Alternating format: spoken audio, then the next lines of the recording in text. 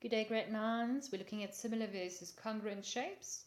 Firstly, just grade 8 revision basically. Similar shapes have the same shape, but not necessarily the same size. And then two shapes are said to be similar if the corresponding angles are equal and the sides are in proportion.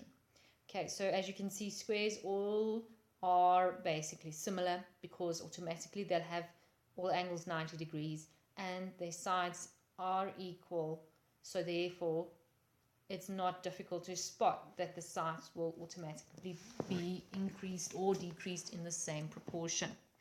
So congruent shapes are exactly the same size and the same shape, and the only difference is that they might be positioned differently or be in a different space.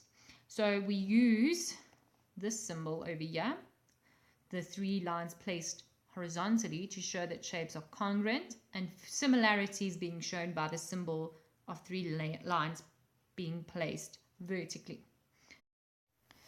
This is a discovery exercise that we would normally do together in class, step by step, measure all the angles, all the side lengths, etc., etc.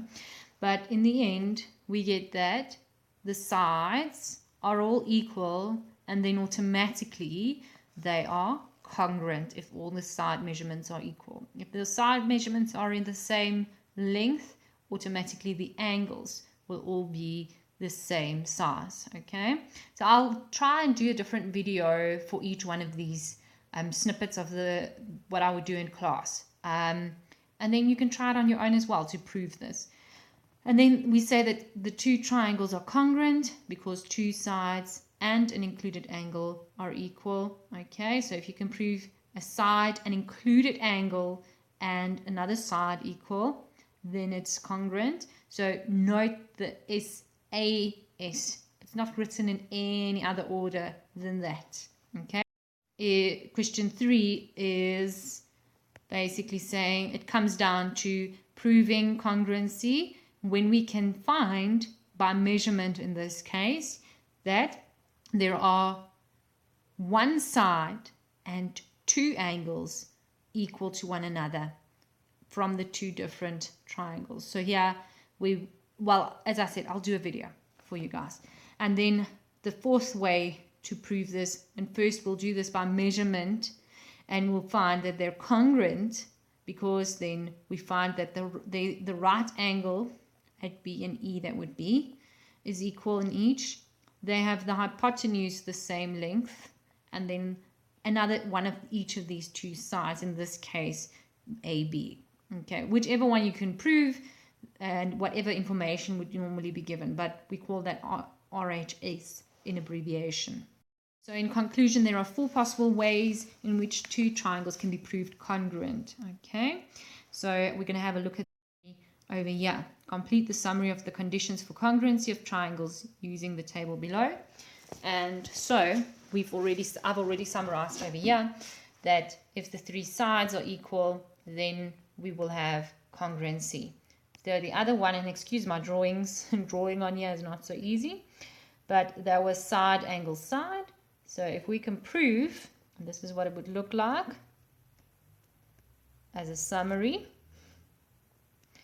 A side, let's call it this one, equal to a corresponding side in the other one, and then an included angle over here equal, and another pair of equal sides, then we know that they're also congruent.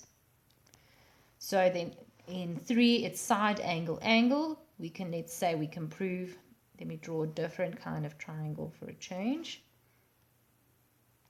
Okay, so we can prove a side and any 2 angles, then similarly, congruently actually, in the other triangle we have that side equal corresponding side and those 2 corresponding angles. We just sometimes need to look carefully because they might be orientated in a different way, but that would be abbreviated as side angle angle if we can prove that.